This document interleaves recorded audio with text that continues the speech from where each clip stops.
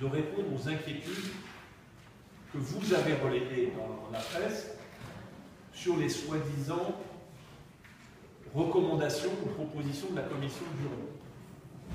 Et là, je veux dire de la façon la plus claire que tout ça, c'est de l'intox.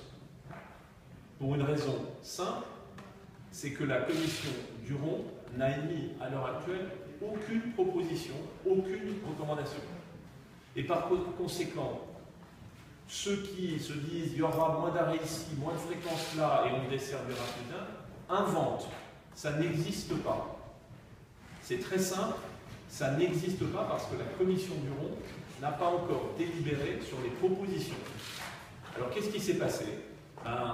Quelque chose de toujours triste dans une commission, c'est que quelques personnes se sont crues en droit de sortir des scénarios qui sont les scénarios repoussoirs.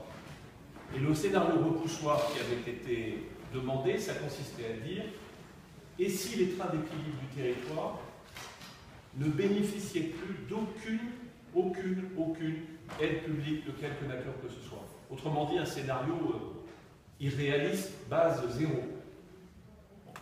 Et cette étude-là, comme par hasard, c'est cette étude qui a été, entre guillemets, sortie des travaux de la commission Duron. Donc je le redis, ces informations, entre guillemets, sont de l'intox, elles visent à faire peur, et dans un débat démocratique où l'ensemble des partis politiques sont représentés, puisque vous savez que dans la commission Duron, tous les partis politiques sont présents, ces informations, entre guillemets, sont de l'intox, et c'est particulièrement regrettable.